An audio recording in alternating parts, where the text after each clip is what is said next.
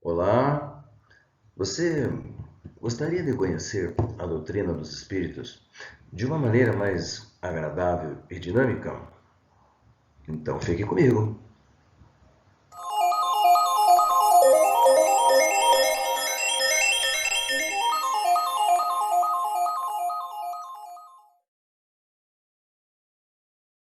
Alô, bom dia, boa tarde ou boa noite a você que está me assistindo. Eu me chamo Marlos Ronque, estou falando de Ponta Grossa, estado do Paraná. Eu trabalho nessa casa aí que vocês estão vendo no vídeo, Casa Espírita, Paz, Amor e Caridade. Trabalho aí há mais de 30 anos. E o objetivo de eu estar fazendo esse vídeo é passar os conhecimentos da doutrina dos espíritos. Eu quero chamar a sua atenção, despertar o seu interesse para essa doutrina maravilhosa, porque eu tenho certeza que isso vai mudar a sua vida, vai mudar para melhor. Nós estamos fazendo um estudo a respeito do livro dos Espíritos. É um estudo superficial, né? Nós não temos a pretensão de terminar o assunto. Como nós falamos no começo, é para despertar a sua atenção e o seu interesse, né? E nós estamos aqui, ó, o livro dos Espíritos, na segunda parte, o mundo dos espíritos, no capítulo 4, que versa sobre as várias existências do espírito e a encarnação nos diferentes mundos. Na pergunta 181 do Livro dos Espíritos, o Kardec questiona os espíritos. Os espíritos que habitam os diferentes mundos possuem corpos semelhantes aos nossos? Então, antes de respondermos esta pergunta, eu gostaria de contar uma história. É a história do Ernesto, que nós retiramos do livro Exilados por Amor. Um livro uma história que foi contada pelo espírito Lúcio e psicografado por Sandra Carneiro. Então, o Lúcio nos conta o seguinte. Na constelação do Cocheiro, existe uma estrela chamada Capela. Está a 42 anos-luz aqui da Terra, e isso é muito longe, certo? Um dos planetas do sistema planetário de Capela está passando por uma tremenda transformação, tal qual nós aqui na Terra. Só que isso aconteceu há milênios atrás. Eles estavam passando de mundos de expiações e provas para mundos de regeneração. Então Kardec, no Livro dos Espíritos, ele nos dá uma classificação de mundos, para nós termos assim uma classificação didática para podermos entender melhor como é que procede a evolução. Classificação de mundos primitivos, de mundos de expiações e provas, de mundos de regeneração, depois mundos felizes e assim por diante. Nessa classificação dos mundos, nós temos aqui a Terra, hoje, um mundo de expiações e provas, que está passando por essa transformação para mundos de regeneração. Então, Capela estava passando por este momento e muitos dos espíritos que lá estavam, milhões deles, e que não queriam aderir à ordem divina, à ordem cristã, à ordem moral, né? Eles eram ainda relutantes no mal. Então, eles foram exilados, foram retirados de lá e foram trazidos para cá, para a Terra. E para cá, neste exílio, vieram espíritos de todos os tipos. Vieram espíritos gênios, espíritos inteligentes, mas vieram também ignorantes, raivosos, vieram revoltados, orgulhosos, ciumentos, invejosos, imorais e assim vai, tá certo? E o objetivo deles virem para cá era aprenderem. Por que eles tiveram que vir para cá? Porque lá em Capela eles não teriam mais um ambiente propício para o desenvolvimento das potencialidades que eles precisavam. Ou seja, vamos fazer aqui uma figura. Eles precisavam fazer um curso, né? Mas lá não tem esse curso, não tem as matérias que eles precisam. Então eles precisam mudar de escola.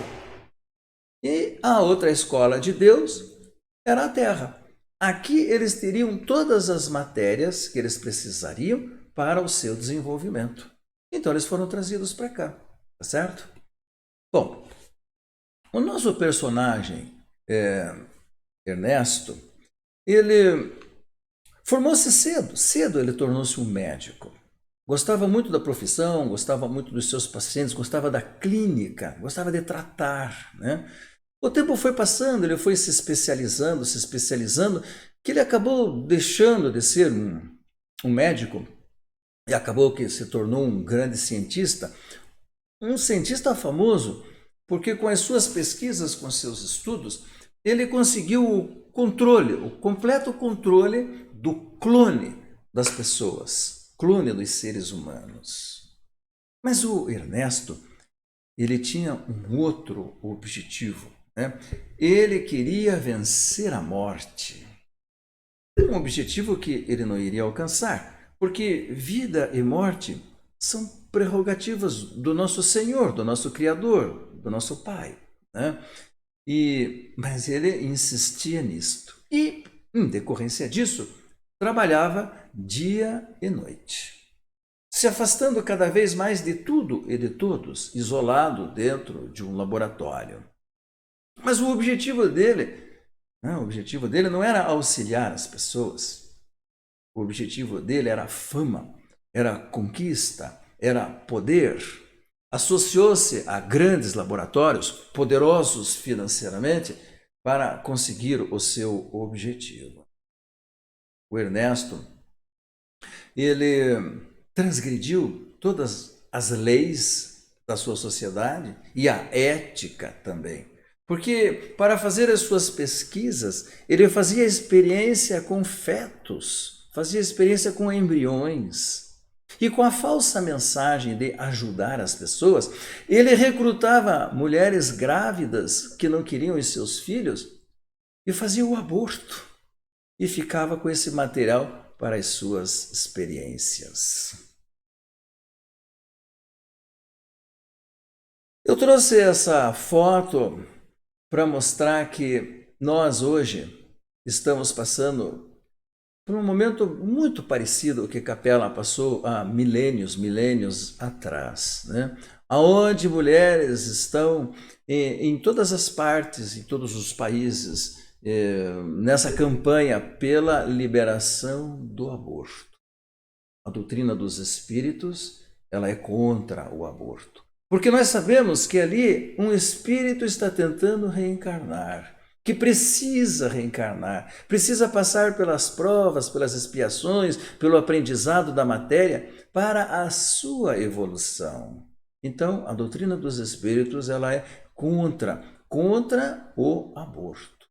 Claro que não é radicalmente contra, porque nós temos situações em que temos que fazer. Então, quais são essas situações? Quando há um problema muito sério que coloca em risco a vida da mãe, dá-se a preferência pela mãe. Sacrifica-se aquele ser que ainda não está completamente formado quanto ao corpo, né? E preserva-se a mãe, porque este mesmo espírito, ele poderá ter uma nova oportunidade com essa mesma mãe. Na espiritualidade, há uma luta muito grande, uma campanha muito grande pela liberação do aborto em toda a Terra. Espíritos obsessores trabalham dia e noite para que essa lei possa vigorar em toda parte, para que eles possam agir livremente, impunemente. Todo espírito obsessor, ele sabe que quando ele fica grudado em alguém, ele fica imantado e ele corre o risco muitas vezes de reencarnar por estar grudado a uma pessoa ali naquela ação obsessora permanente. Com a lei do aborto, seria muito tranquilo ele se desvencilhar deste problema. Então, existe uma campanha na espiritualidade junto a todas as nações. Campanha desencadeada, lógico, pelo mundo das trevas, para que esta lei possa ser sancionada em toda parte. E nós, espíritas, temos que nos posicionar contra a lei do aborto. Uma outra gravura que eu quero mostrar para vocês, que é bastante contundente, mas que tem livre acesso na internet, então eu me vejo bem à vontade de colocar, né? Está aí, olha. Isto é o produto do aborto. Vejam vocês, é uma coisa contundente. Deixa eu sair da frente de vocês aqui, aí fica mais fácil, só um pouquinho. Tá aí, companheiros. Isto aí é o produto de um aborto. Aborto entre 2 e 3 meses, aborto entre 4 e 5 meses, e quanto mais o tempo vai passando, mais difícil, mais triste é ver retirarem um ser em formação e matá-lo, porque o aborto nada mais é do que o assassinato, né? Então, essas coisas que nós temos que pensar e lutarmos contra essa lei. Vamos voltar aqui então, e aí estamos nós de novo, e aqui estou eu novamente. Bom, então dando continuidade à nossa história, o Ernesto ele era casado com uma mulher chamada Elvira, e Elvira já era uma mulher muito espiritualizada, com grande conhecimento a respeito da espiritualidade. E em decorrência disso, ela já tinha o conhecimento de que ela e Ernesto eram companheiros há muito tempo, e ela já estava lutando há mais de 500 anos no auxílio para que Ernesto pudesse se libertar destes problemas da sua personalidade, vaidade, orgulho, cobiça, né? E ela se entristecia porque ela estava vendo que o companheiro, pouco a pouco, se afundava cada vez mais nos mesmos problemas, tá certo? Ernesto não trabalhava sozinho no seu laboratório, ele tinha um outro médico brilhante que se chamava Ferdinando. Só que havia um problema, Ferdinando tinha um ódio muito grande por Ernesto, porque quem aparecia no noticiário, quem levava as glórias era Ernesto. O Ferdinando sempre ficava de lado e Ernesto não fazia empenho nenhum em dividir as glórias com ele. E o ciúme, né, tomou conta de Ferdinando e, embora ele estivesse sempre sorrindo, ele na realidade, ele queria era matá-lo e o fez. Conseguiu matar Ernesto envenenado e foi uma morte muito triste, com muito sofrimento. Deixa eu pular aqui. Aí. Esse já foi. O próximo. Bom, Ernesto, quando acordou na espiritualidade, quando passou aquele período de perturbação pós-desencarne, que nós já comentamos em aulas passadas, e tomou conhecimento do que tinha acontecido, do que Ferdinando havia feito, e encheu-se de ódio também e partiu para a vingança. Ferdinando tomou o seu lugar no laboratório e começou a receber todas as glórias. E Ernesto não gostou nada disso, porque ele achava que ele é quem tinha descoberto, tinha trabalhado e tinha desenvolvido tudo o que tinham feito até então. Ernesto passou a ser o obsessor de Ferdinando. E Ferdinando, de um tempo em diante, já não conseguia mais dormir direito, tinha dificuldade para pegar no sono. Passado um tempo, ele dormia, mas daí começava a ter pesadelos. Quando ele saía do corpo, ele dava, depois do sono, né, do desprendimento do espírito, ele dava de cara com Ernesto, gritando para ele, dizendo que iria matá-lo. Voltava para o corpo aterrorizado e acordava. E sempre que ele acordava, estava sempre com medo, suando, com taquicardia, tremendo. E isso foi minando a sua saúde. O tempo continuou passando, ele já não conseguia mais dormir, não tinha mais descanso. Procurou a medicina, encheram ele de remédio, que melhorou um pouco durante um certo período e depois começou a piorar de novo, até o dia que Ferdinando perdeu completamente o controle da sua casa mental, teve um surto e começou a quebrar tudo no laboratório. Quando foi internado no hospital, as coisas só pioraram. Ernesto intensificou a sua ação junto de Ferdinando, pulou no seu pescoço e apertou esse pescoço sem parar. O tempo continuou passando, a situação era aí, não se revertia. E Ferdinando foi perdendo completamente a noção da realidade e ficou completamente alienado, já não saía mais da cama e, em uma manhã, foi encontrado morto. Na espiritualidade, Ernesto estava agarrado ao seu pescoço. Passado o período de perturbação pós-desencarne, Ferdinando já em plena consciência, tomou conhecimento do que estava acontecendo e ambos travaram uma luta violenta, se atracaram em uma luta tão violenta na espiritualidade que os dois perispíritos acabaram se fundindo um ao outro. E pela lei das sintonias, foram atraídos para uma região da espiritualidade que aqui na Terra nós chamamos de umbral. O tempo passou e Elvira conseguiu a permissão do seu orientador e, em desprendimento do corpo durante o sono, foi levada até o local onde eles estavam. Um local muito triste, uma caverna úmida, escura, onde se escutava o vento assobiando incessantemente. E lá no fundo desta caverna, Elvira encontrou uma massa visguenta e dentro dessa massa duas cabeças que ela pôde identificar, Ernesto e Ferdinando. Uma situação espiritual deplorável, triste e muito grave, porque eles não podiam ser separados puramente um do outro, por causa do risco de haver uma lesão psicológica, espiritual tão intensa que podia levá-los a um estado de ovoidização. E daí as coisas ficariam muito pior. E como não havia o que fazer, os dois foram então exilados de Capela e foram trazidos aqui para a Terra. Isso foi há milênios atrás. Reencarnaram e nasceram juntos, grudados, que nós chamamos de siameses, né? Inúmeras vezes, porque eles reencarnaram num tempo muito atrasado, em um agrupamento de seres humanos muito atrasados, onde nem a linguagem verbal ainda existia.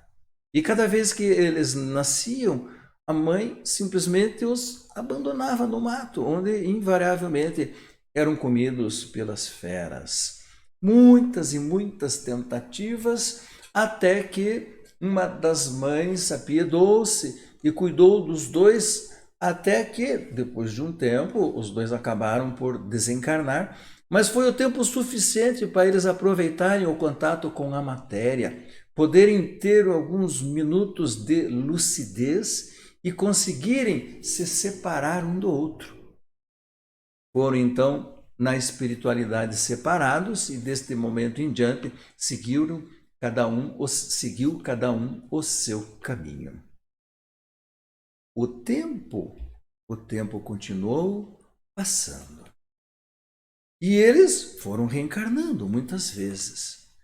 2.600 anos e nós encontramos 2.600 anos atrás, nós vamos encontrar o Ernesto reencarnado no Egito, na época do grande faraó Djoser, que foi o faraó que fez a unificação do Alto e do Baixo Egito.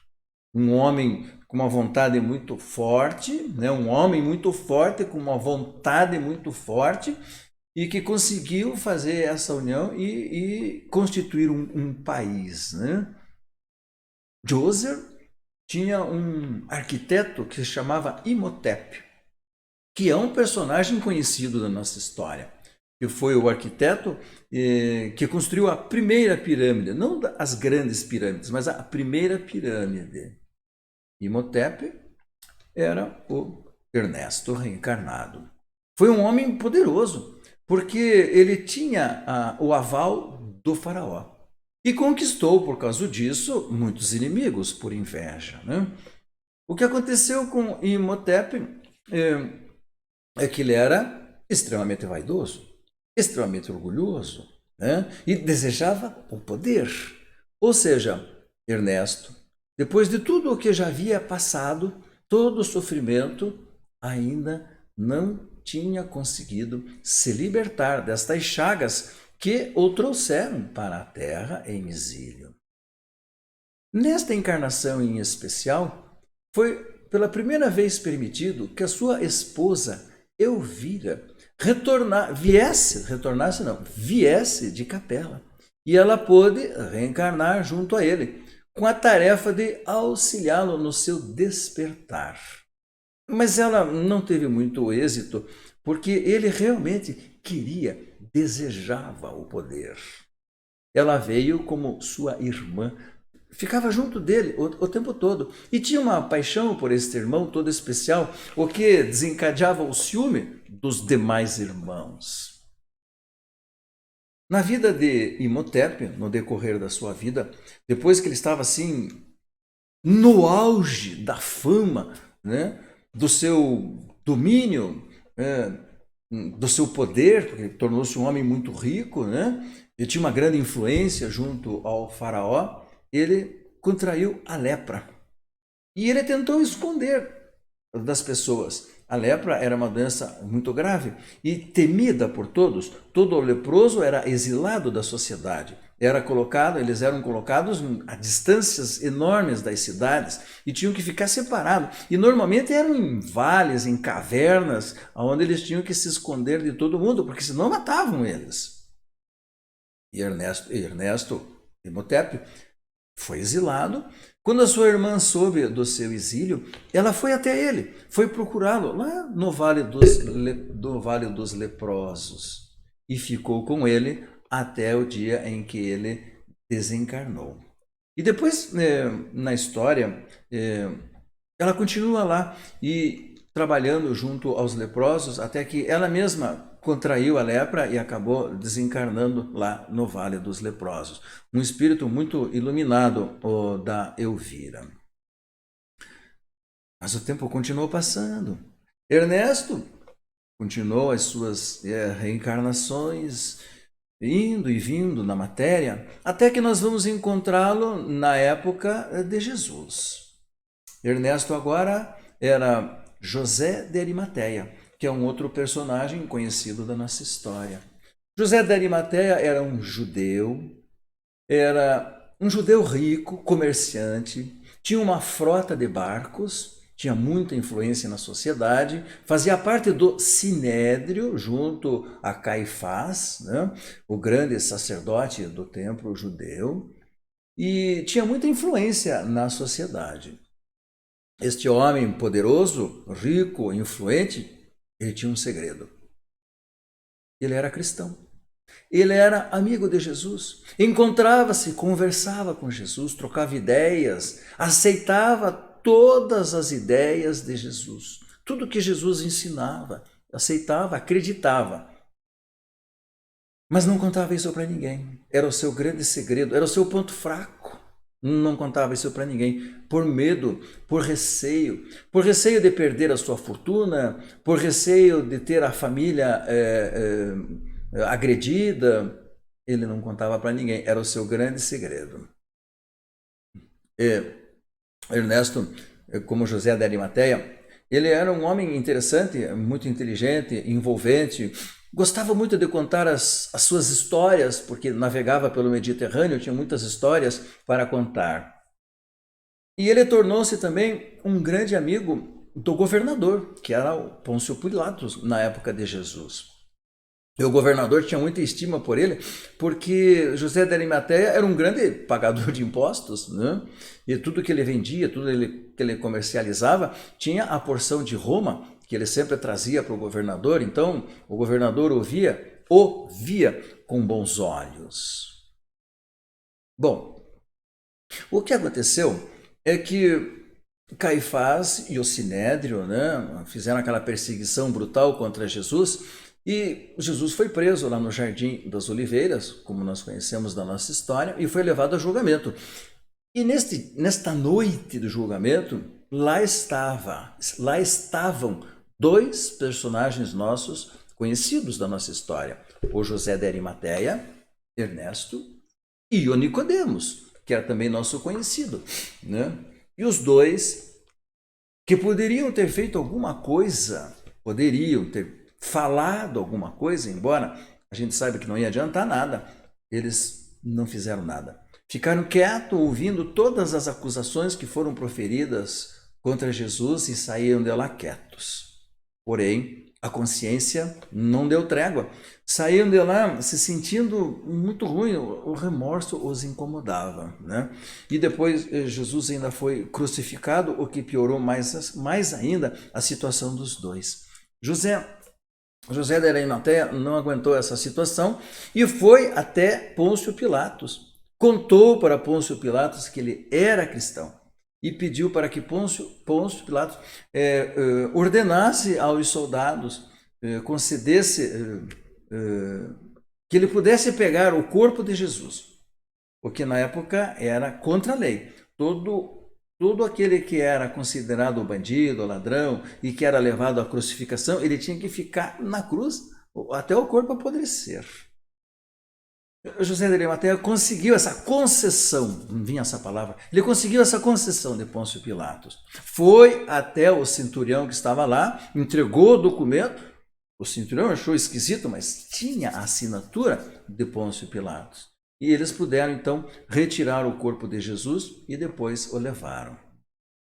Caifás, quando ficou sabendo disso, ficou muito irritado e quis se vingar de José de Arimateia.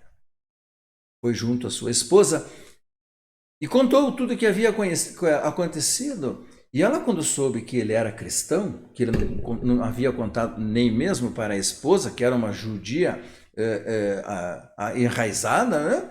Fervorosa, ela realmente não gostou dessa história. E por interesses materiais também, porque já que eles eram muito ricos, né? Ela viu a oportunidade dela se tornar uma mulher poderosa e rica. E, em conluio, os dois lançaram foram a Pôncio Pilatos exigir a cabeça de José de Arimateia. Ele foi a julgamento no Sinédrio e acabou que foi condenado e foi para a cadeia, né? Ele ficou 13 anos preso. Foram 13 anos de solidão, que foram muito difíceis para ele, né? No começo ele sentiu raiva, sentiu revolta, teve desejos de vingança, queria matar todo mundo, como todo ser humano, como nós fazemos, né? Com o tempo ele foi serenando e quando as suas emoções já estavam mais calmas, mais tranquilas, ele aceitou, né? Resolveu lutar pela vida, ele não desistiu de viver. Lá, sozinho, isolado, ele começou a receber uma visita durante o sono do corpo, durante o descanso do corpo, que ele se desprendia. Um espírito iluminado o visitava com frequência e conversavam. E ele se sentia muito bem, ele sentia assim uma emoção muito grande, uma sensação muito boa quando essa entidade se aproximava. E esse espírito era a sua esposa Elvira, que teve a permissão de estar junto e de auxiliá-lo durante todo este período. Os 13 anos se passaram, muitos governadores romanos passaram. E em nenhum deles, Nicodemos, esse personagem que nós conhecemos também, tornou-se muito amigo deste governador e contou a respeito dos talentos de José de Arimateia, do talento que ele tinha no comércio, de tudo que ele sabia, né? O governador interessou-se porque um homem inteligente era uma coisa boa para ele. Mandou tirá-lo da cadeia. Veio até ele e fizeram um pacto os dois. E o acordo era assim: o governador não iria interferir nos assuntos particulares de José de Arimateia. Ou seja, ele poderia continuar cristão, ele poderia divulgar a doutrina, ele não queria saber, desde que pagasse os seus impostos e trouxesse sempre algo significativo em termos de riquezas para que ele, o governador, pudesse encaminhar para Roma. E assim ele estaria sendo bem visto pelo imperador de Roma. O pacto foi feito, José de Arimateia saiu da cadeia, então, e readquiriu as suas funções, né? Toda a sua fortuna ele não teve como alcançá-la. A esposa e o Caifás haviam pego tudo para eles, mas ele não se importou com isso. Voltou ao seu trabalho, usou a sua inteligência, o seu dom, os seus talentos e rapidamente tornou-se um homem poderoso novamente. Caifás e o sinédrio todo vieram em cima do governador, mas o que José de Arimateia trazia em termos de riquezas após cada viagem sua superava qualquer ação de Caifás e ninguém mexia com José de Arimateia. Muitos outros governadores passaram, mas nenhum teve acesso. Todos eles tornaram-se amigos e estavam satisfeitos com tudo o que José trazia. O tempo continuou passando e em uma das viagens, navegando pelo Mediterrâneo, José estava de conversa com Nicodemos, já mais velhos, né? Quando sentiu uma forte dor no peito e tombou ali mesmo de um infarto fulminante. Quando acordou, estava já na espiritualidade. E quando passou todo aquele problema pós-reencarne, toda aquela perturbação pós-reencarne, quando readquiriu a sua consciência e suas lembranças, Elvira estava com ele. E todo aquele sentimento, aquele amor que unia os dois veio à tona. E ele pôde então olhar para trás e ver e perceber a jornada, a grande jornada da vida dele, desde que saiu lá de Capela, os milênios que ele passou aqui na Terra, nesse trabalho de recuperação, de reaprendizagem, de burilamento da personalidade. Era um homem completamente diferente, liberto de todas as vaidades, liberto do desejo do poder e da riqueza. Porque depois que ele voltou, que ele saiu da cadeia, toda a sua comissão, tudo que ele ganhava do comércio que ele fazia, ele tirava para ele apenas o que ele precisava para manter o negócio dele. O restante do dinheiro ele doava para os grupos de cristãos que ele mesmo formava em cada cidade por onde passava e ia divulgando os ensinamentos de Jesus. Ernesto estava completamente diferente daquele que havia chegado. E em uma noite foi programada uma festividade onde muitos capelinos vieram neste encontro, inclusive Jesus. E nesta festividade, Jesus deu a permissão para aquele grande grupo de capelinos pudesse retornar à capela, à sua pátria. Nesse dia, Ernesto chegou para Elvira, que iria retornar com o grupo, né? E disse para ela que ele não iria voltar.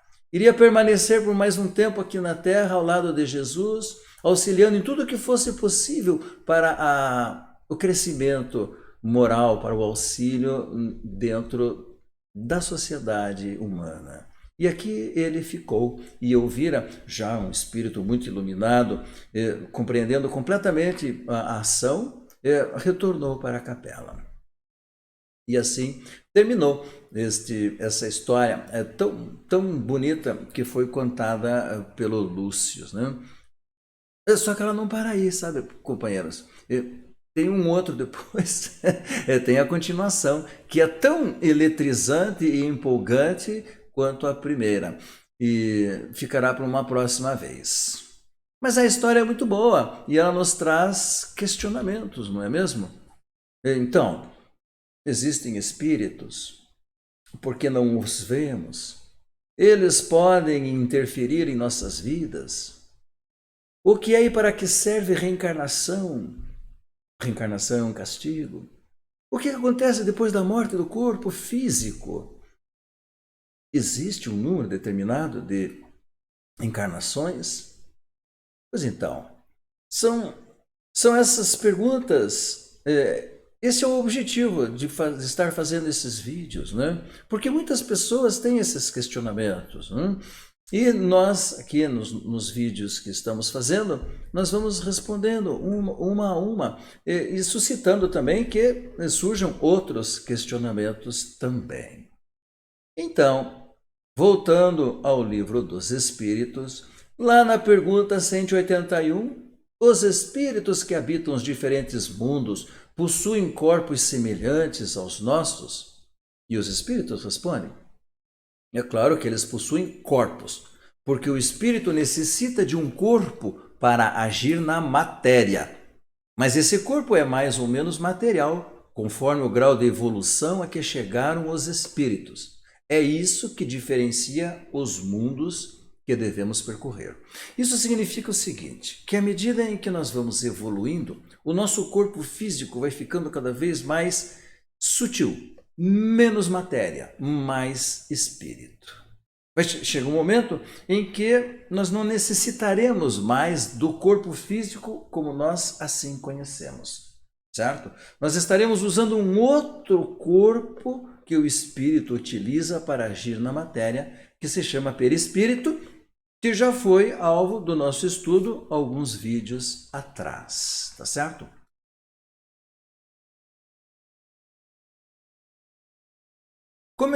Kardec faz alguns comentários a respeito desta pergunta. Então vamos lá, comentários de Kardec.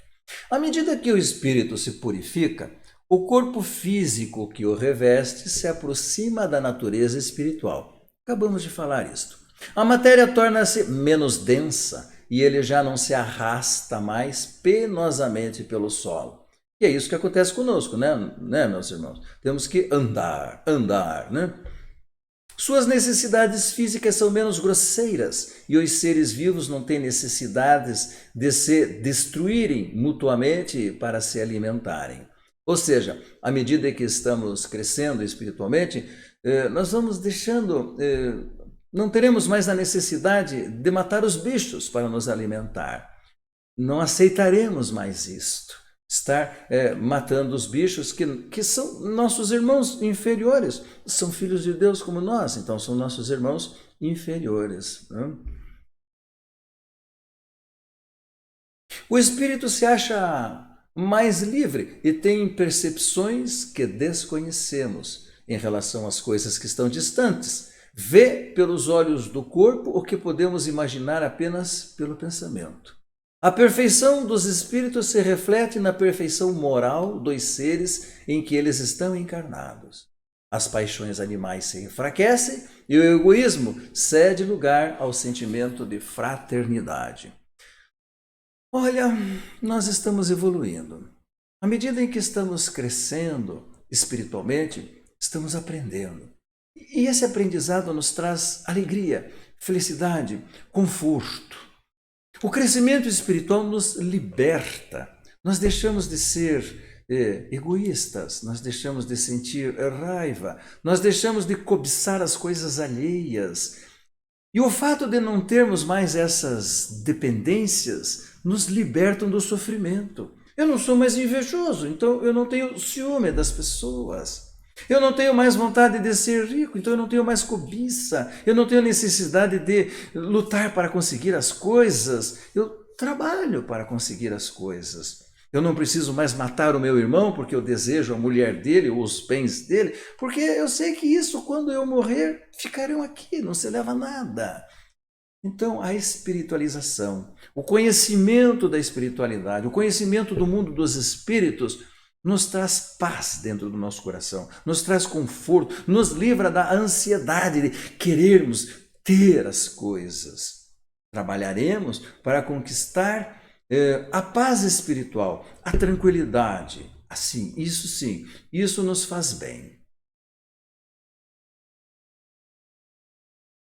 Continuando as considerações. É assim que nos mundos superiores à Terra, as guerras são desconhecidas. Os ódios e as discórdias não possuem objetivo porque ninguém pensa em prejudicar o seu semelhante. Para nós isso é algo inimaginável, não é mesmo? Não ter guerra, não ter conflito, não ter confronto. Olha o momento em que estamos passando aqui na Terra.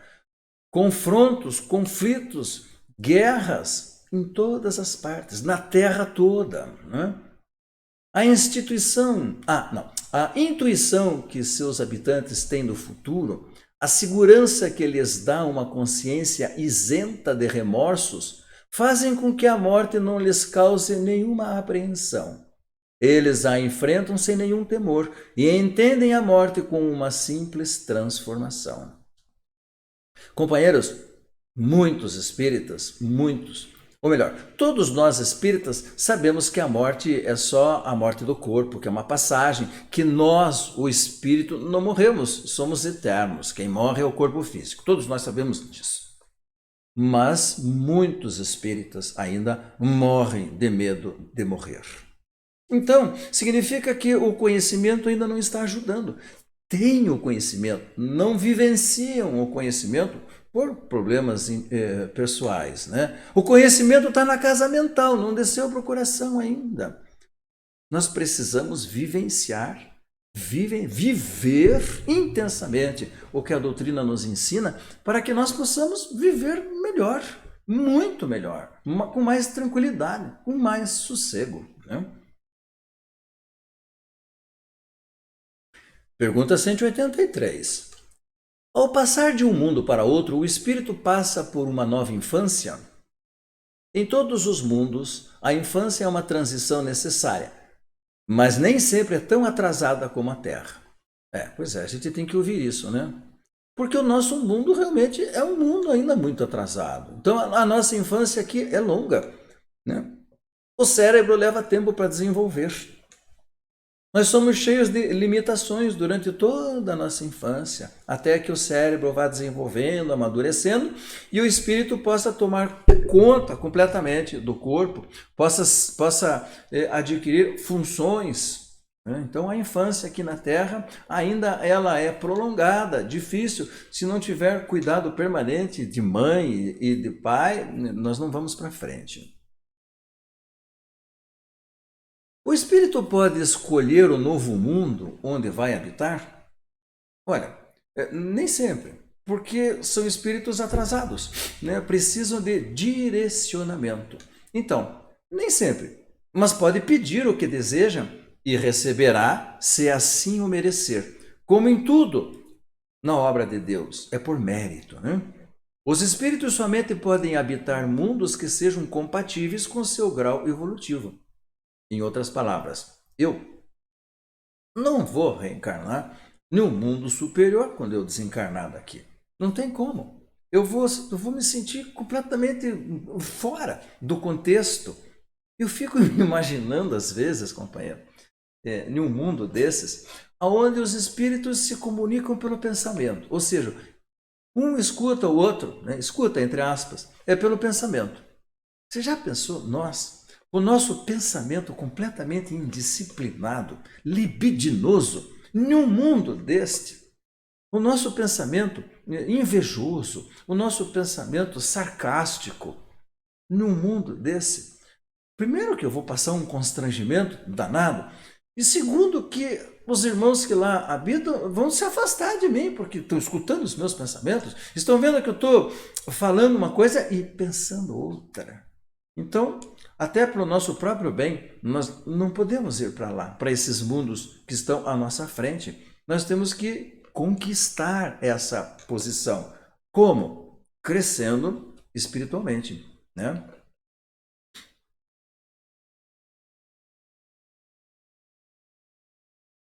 (184a) Se o espírito nada pedir, o que determina o mundo onde ele irá encarnar? Então, um espírito que esteja muito atrasado ou que esteja doente, digamos assim, tá certo? Alienado. Então, o que que vai, como é que é? Se o espírito nada pediu, o que que determina? O seu grau de evolução. E alguém vai fazer essa escolha por ele. Alguém quem? Opa, um espírito responsável por nós. Quem é o espírito responsável por nós aqui na Terra? Jesus. Né? Jesus é o responsável. Todos nós temos um espírito responsável, né? Todos nós. O estado físico e moral dos seres vivos é sempre o mesmo em cada mundo? Não. Os mundos também estão submetidos à lei do progresso. No início, todos os mundos são inferiores. A Terra passará por uma transformação e se tornará um verdadeiro paraíso quando os homens se tornarem bons. Pois é, a Terra já foi um um mundo primitivo, de acordo com a classificação que os espíritos deram para Kardec. Estamos agora no mundo de expiações há milênios. E agora estamos passando por essa nova fase, onde vamos passar para mundos de regeneração. Quanto tempo vai levar este período de transformação? Não sei dizer. Mas as nossas obras, os nossos mentores, eles todos falam a mesma coisa. Nós estamos em plena época de transformação, em pleno, no olho escapou a palavra aqui, que coisa de louco. Estamos no olho do furacão, estamos no meio da confusão toda, né? E estamos aqui, uns porque pediram, outros porque precisam, né? E vamos lá, cada um de nós temos a nossa tarefa que devemos desempenhar da melhor maneira possível, para que possamos, ao desencarne, estarmos melhores do que quando chegamos.